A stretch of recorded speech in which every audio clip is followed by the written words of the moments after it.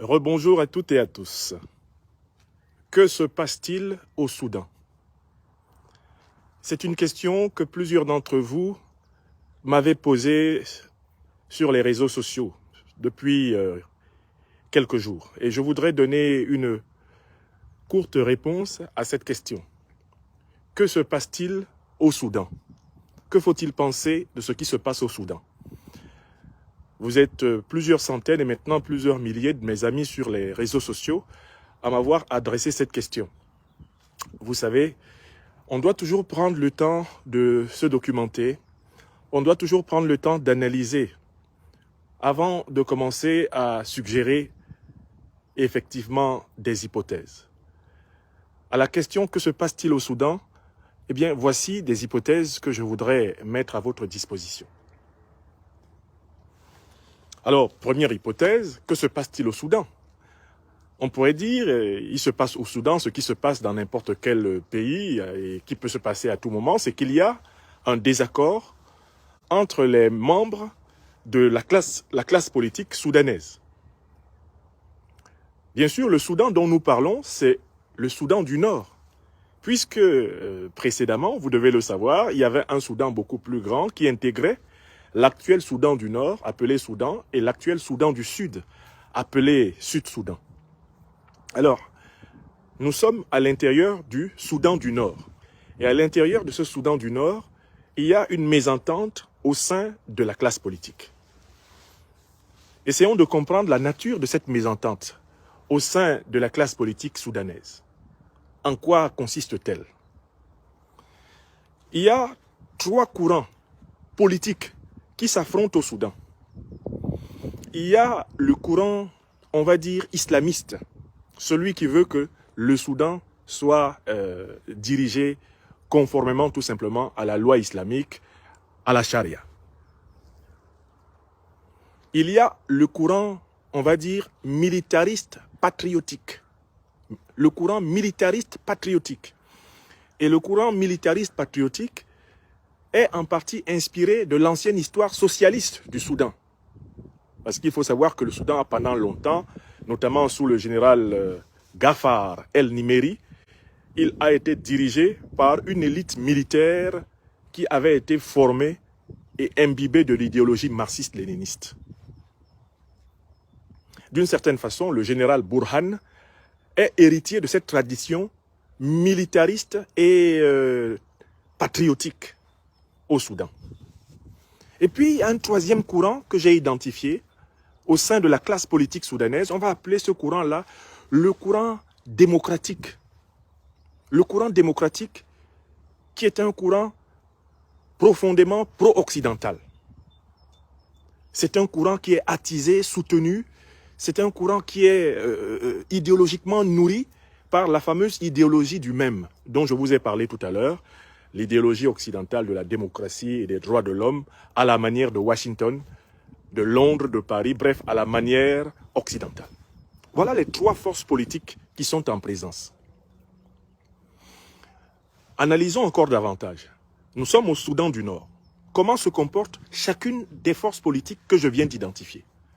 Je vous ai parlé d'une première force politique, la force politique islamiste.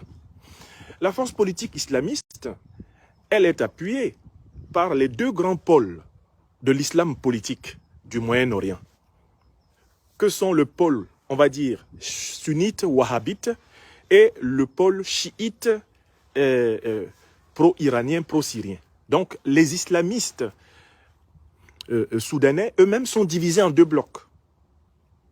Un bloc plutôt proche des wahhabites d'Arabie Saoudite, un bloc plutôt proche des chiites d'Iran et de Syrie. Donc, l'opposition entre le sunnisme et le chiisme, elle traverse aussi le bloc islamiste. Ce qui fait que, ces derniers temps, les rapprochements qui s'opèrent entre l'Iran et l'Arabie Saoudite, c'est-à-dire entre les chiites et les sunnites, seraient de nature à apaiser les tensions internes entre le bloc sunnite soudanais et le bloc chiite soudanais. Alors, bien souvent, les hommes politiques du bloc islamiste soudanais bénéficient de ces soutiens extérieurs pour tenter de prendre le pouvoir et de transformer le Nord-Soudan en une république islamique. Un point, c'est tout. C'est ça leur dynamique. Proclamer le Soudan comme république islamique et contrôler le Soudan au nom de leur compréhension particulière de l'islam, qui peut être une compréhension de type sunnite ou wahhabite, ou une compréhension de type chiite irano-syrien. Parce qu'il faut que vous sachiez que les Alaouites qui sont au pouvoir en Syrie sont des chiites. Bachar el-Assad est un chiite, d'où la proximité intérieure forte entre le régime de Bachar el-Assad en Syrie et le régime des ayatollahs en Iran. Ils ont en commun la pratique du chiisme. Chiisme qui est l'une des branches de l'islam, issue d'un des gendres du prophète sacré de l'islam, l'imam Ali, qui a fondé ce qu'on a appelé la Shia, c'est-à-dire la séparation, une interprétation particulière sur un certain nombre de points de la doctrine prophétique. Voilà comment donc ils se comportent. Les politiciens islamistes soudanais sont à la recherche du soutien de en quelque sorte, de leurs tuteurs. Les uns, le soutien de l'Iran et de la Syrie, notamment. Les autres, le soutien de l'Arabie Saoudite. Bref, l'Arabie Saoudite qui est la grande patronne du monde sunnite. Bon. Maintenant, on va voir comment se comporte le deuxième bloc, à savoir les militaires patriotes, dirigés par Burhan. Ce bloc-là se repose essentiellement sur le soutien géostratégique de la Russie et de la Chine. Le général Burhan a bénéficié du soutien géostratégique de la Russie et de la Chine pour tenter de construire un Soudan à l'écart à la fois de l'islamisme, mais aussi à l'écart de la domination occidentale à travers le bloc démocratique, le bloc droit de l'homiste.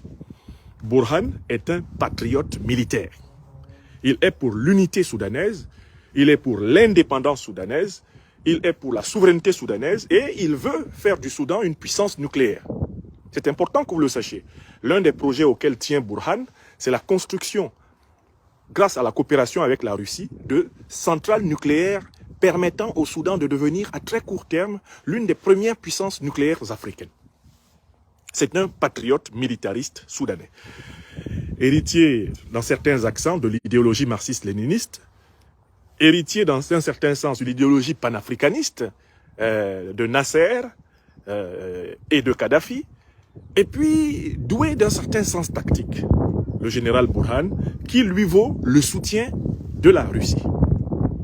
Donc, Burhan, actuellement, essaye de faire triompher l'idéologie militariste patriotique contre l'idéologie islamiste et contre l'idéologie démocratiste et droit de l'homiste occidentale. Du coup, je peux commencer à vous donner une réponse claire. Burhan, le général Burhan, qui est donc un patriote militariste panafricaniste, fait face aujourd'hui à une alliance de circonstances entre les forces islamistes et les forces démocratistes, les forces droits de l'homiste, qui ne sont rien d'autre que le voile de l'Occident. Il leur fait face parce que ces forces-là veulent absolument bouter les militaires patriotes du pouvoir pour imposer d'une manière ou d'une autre l'influence de l'Occident. Première manière d'imposer l'influence de l'Occident, on réussit à faire triompher la branche sunnite du bloc islamiste. Comme cette branche sunnite du bloc islamiste est soutenue par l'Arabie Saoudite, bref, par les États du Golfe, du Moyen-Orient, qui sont les alliés des États-Unis, les États-Unis et le bloc occidental croient pouvoir récupérer la situation sous leurs mains s'ils font triompher les islamistes sunnistes. Mais s'ils ne peuvent pas faire triompher les islamistes sunnistes, les États-Unis prévoient de faire triompher le bloc civil démocratique droit de l'homiste. Car on le sait très bien, c'est l'Occident qui finance l'essentiel des forces dites entre guillemets démocratiques, droits de l'homiste, humanistes, etc., qui veulent imposer la conception démocratique occidentale au Soudan et en même temps la mainmise de l'Occident sur la faramineuse économie soudanaise, exactement comme cela a été fait lors de la partition du Grand Soudan et comme cela a été fait par la tentative de contrôle du Sud-Soudan par la suprématie du dollar. Donc Burhan se trouve actuellement entre deux feux. Le feu islamiste d'un côté, le feu des démocratistes droits de l'homiste occidentalistes de l'autre. Le feu islamiste qui est alimenté à partir des tutelles du Moyen-Orient, le feu démocratiste occidentaliste humaniste qui est orienté qui est alimenté à partir des États-Unis et de leurs alliés de l'OTAN. Burhan est placé au milieu, avec le soutien de la Russie et de la Chine, de manière presque comparable à la situation dans laquelle s'est retrouvé le Premier ministre éthiopien, lorsque l'Occident, les États-Unis et leurs alliés de l'OTAN ont armé les rebelles du Tigré pour détruire l'État éthiopien, parce que l'État éthiopien avait décidé de rompre avec la subalternité envers l'OTAN. Est-ce que vous comprenez, mes chers amis? Est-ce que vous comprenez donc ce qui se passe au Soudan? Parce que la question que vous m'avez posée, c'est qu'est-ce qui se passe au Soudan? Il se passe au Soudan que l'Occident, à travers ses marionnettes démocratistes, droits de l'homiste au Soudan, et à travers une partie de ses marionnettes dans le bloc islamiste, veut reprendre le contrôle au Soudan du Nord contre le général Burhan, parce que celui-ci s'est allié avec la Russie, grand rival de l'Occident, et avec la Chine. C'est clair pour tout le monde?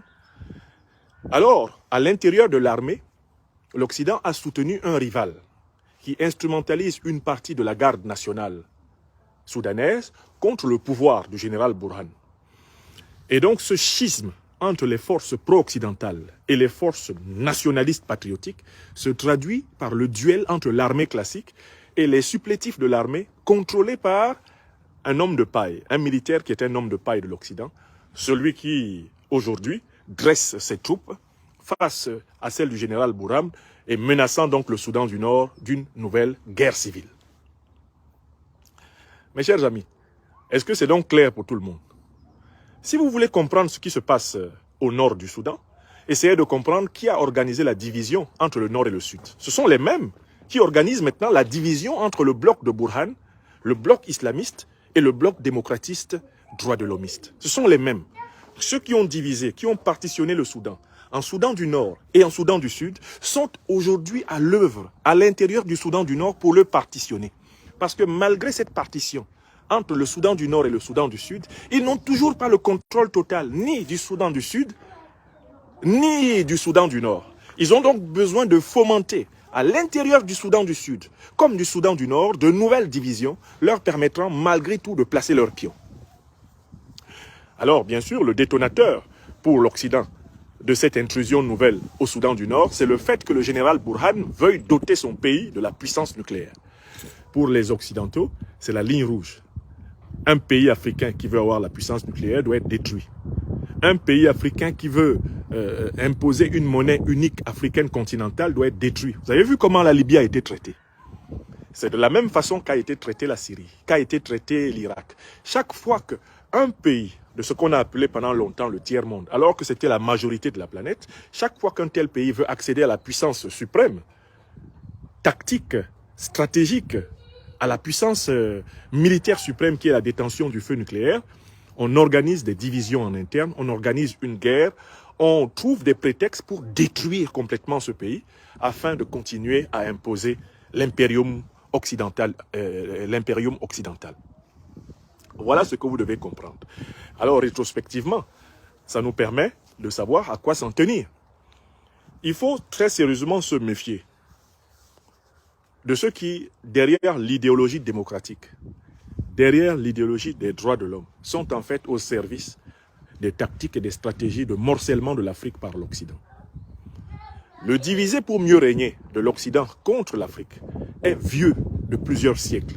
Les Africaines et les Africains de cette époque ne doivent plus se laisser distraire, ni trahir, ni tromper par des gens qui, sous couvert de promouvoir la démocratie, qu'ils ne respectent d'ailleurs pas eux-mêmes chez eux, eh bien, organisent des guerres civiles, organisent des massacres interethniques, organisent des autodestructions interpopulaires dans le but simplement de se repositionner comme étant les maîtres de la situation. Dans plusieurs de nos conférences, nous avons expliqué cela à travers l'idéologie de l'ordre par le chaos. Il y a un très beau livre de Madame Naomi Klein qui parle de la montée d'un capitalisme du désastre. Un capitalisme du désastre. C'est-à-dire que quand ils veulent imposer leur volonté quelque part, ils commencent par organiser une guerre. Ils commencent par organiser des massacres. Ils commencent par organiser des crimes de masse violents. Ce qui leur donne tout motif pour faire des résolutions aux Nations Unies, envoyer sous couvert de faire régner la paix des forces qui vont faire régner la guerre permanente et une fois que cela est fait, piller sans fin les richesses des pays envisagés. C'est ce qu'ils ont fait en Irak, c'est ce qu'ils ont fait en Syrie, c'est ce qu'ils ont fait en Libye, c'est ce qu'ils font en République démocratique du Congo. Hein, et le livre de notre compatriote Charles Nana, le dernier en date, que j'ai presque fini, je vous en parlerai cette semaine, ce livre le montre très bien. C'est ce qu'ils font au Mali, c'est ce qu'ils font dans tout le Sahel. Systématiquement, ils créent des guerres. Une fois qu'ils ont créé des guerres et qu'ils ont déstabilisé tout le monde, alors là, ils imposent leur fameux ordre international. Ils se ramènent avec leur fameuse communauté internationale qui n'est rien d'autre qu'une horde de pillards, de brigands, de voyous sans foi ni loi, cachés derrière le droit international pour, en réalité, masquer, voiler leur voracité, leur cupidité sans borne, une cupidité abominable et démoniaque, qui est l'antivaleur suprême de la Terre. Ce que René Guénon a appelé le règne de la quantité. Le règne de la quantité. Voilà. Donc, j'espère que je vous ai décrypté la situation soudanaise. Ne vous laissez pas distraire. Il s'agit d'une ultime manipulation de l'impérium occidental pour reprendre la main sur le Soudan. C'est exactement ce qu'ils ont fait en Éthiopie récemment, lorsqu'ils ont aidé le Tigré, les rebelles du Tigré, à tenter de détruire l'Éthiopie. Ils ont échoué parce que la Russie et la Chine se sont impliqués fortement aux côtés du gouvernement patriotique d'Éthiopie. Ce qui lui a permis de se remettre sur pied alors que la capitale Addis et Abeba étaient menacées d'être prises par les Tigréens. Avec le soutien médiatique de la propagande, bien sûr, et des grands journaux occidentaux. Vous avez bien vu, c'est la même opération qui est en cours actuellement au nord du Soudan. Alors, en conclusion, l'Afrique des libertés soutient qui? L'Afrique des libertés soutient essentiellement les forces qui œuvrent pour l'indépendance totale et réelle du Soudan et de l'Afrique. L'Afrique des libertés se reconnaît tout naturellement dans le courant panafricaniste, géostratégique, le courant de la défense courageuse de la patrie africaine du Soudan, contre à la fois la domination extérieure des puissances du Moyen-Orient et la domination extérieure des puissances occidentales. Soudan libre, Afrique libre, souverain, enracinés en eux-mêmes. Et les seuls partenariats que nous estimons nécessaires sont ceux qui sont compatibles avec la souveraineté africaine. Dans le cas d'espèce, aucun doute, il faut espérer, il faut souhaiter que le général Burhan, avec ses alliés russes et chinois, l'emporte. Ce n'est que dans la perspective qu'il l'emporte, qu'il sauve le projet de souveraineté, le projet de puissance du Soudan, que l'Afrique des libertés tirera avantage de l'évolution des choses au Soudan du Nord. Toute autre évolution signifierait un recul et un très grand danger pour tous les pays qui seront frontaliers du Soudan repassés entièrement sous contrôle occidental. Il faut se méfier de ce qui se passe au Soudan, parce que si l'Occident recontrôle complètement le Soudan, tous les pays qui sont limitrophes du Soudan vont faire l'objet de déstabilisation, mais d'une virulence encore plus élevée. C'est leur logique. L'ordre par le chaos. L'ordre par le chaos. Là où il faut construire pour la stabilité, la paix, la justice, la beauté de la vie, eux, ils détruisent parce qu'ils n'existent que là où règne la désolation. Ils ne se légitiment que par une désolation instrumentale. Voilà leur manière inimitable de s'asseoir. Mes chers amis, je vous remercie et vous souhaite une bonne suite de journée. J'ai répondu à la question que des milliers d'entre vous m'avaient posée depuis 3 jours. Mais je prenais le temps de m'imprégner de la dynamique des forces en présence au Soudan. J'espère que je l'ai plutôt de manière assez précise éclairé ici. Portez-vous bien. Portez-vous bien. Cette conversation, cette intervention sera également retransmise tout à l'heure sur ma chaîne YouTube. Merci infiniment.